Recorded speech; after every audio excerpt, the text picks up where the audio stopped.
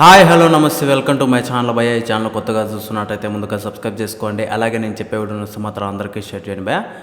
అయితే ఈరోజు మన టాపిక్ వచ్చేసి మన రాజా సాబ్ నుంచి ఒక పోస్టర్ అయితే రిలీజ్ అయింది భయ్య.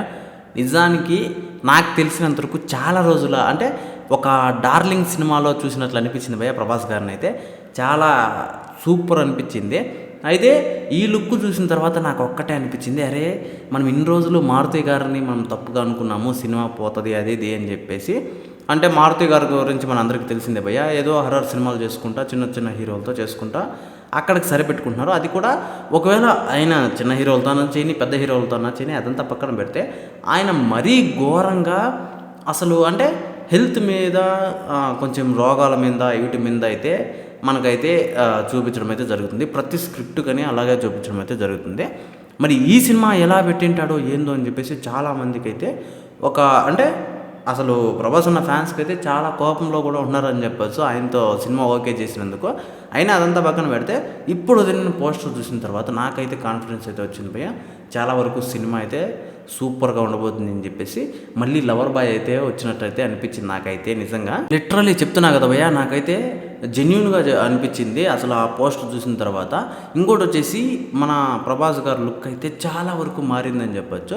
అయితే బాహుబలి వరకు ఒక లుక్ ఉన్నింది, బాహుబలి తర్వాత ఎందుకో తెలియదు కానీ కొంచెం ఆ ఫేస్లో ఒక లావుగా అలా రావడం అయితే జరిగింది. అంటే రాధేశ్యామ్ కావచ్చు, అలాగే ఆ తర్వాత వచ్చిన సినిమాలు కావచ్చు. కానీ సలార్ సినిమాలో అలా లేదు భయ్య, కొంచెం తగ్గిందని చెప్పొచ్చు. ఆ తర్వాత ఇప్పుడు నాకు తెలిసినంతవరకు ఈ పోస్టర్లో చూసినప్పుడు ఖచ్చితంగా నాకైతే అసలు డార్లింగ్ ప్రభాస్ని చూసినట్టే అనిపించింది. సూపర్గా అనిపించింది భయ్య.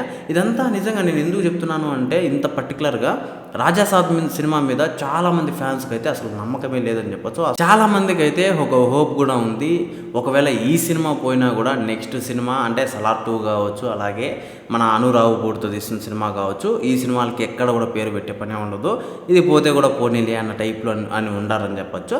ఇలాంటి పరిస్థితుల్లో ఇలాంటి పోస్టర్స్తో అసలు మారుతి గారు అయితే ఒక అదిరిపోయే అప్డేట్ ఇచ్చారని మాత్రం నేనైతే ఖచ్చితంగా చెప్తున్నాను భయ్య. ఇది కాదు అప్డేట్ అంటే మనకు 16వ తారీఖు అయితే టీజర్ వదులుతారని చెప్పేసి ఒక టైం కూడా ఇచ్చారు. అది అప్డేట్ అంటే ఇంకా ఆ టీజర్లో ఎలా ఉండబోతాడు మన ప్రభాస్ అన్న, అలాగే ఆ టీజర్ ఎలా ఉండబోతుంది, అసలు మారుతి గారిని మనం నమ్మచ్చా లేదా అని చెప్పేసి కూడా ఆ టీజర్ డిసైడ్ చేస్తుందని నేనైతే అనుకుంటున్నాను భయ్య. అయితే ఈ విషయం మీద మీరేమనుకుంటున్నారో కింద కామెంట్లో తెలియజేయండి భయ్య. మర్చిపోకుండా తప్పకుండా దయచేసి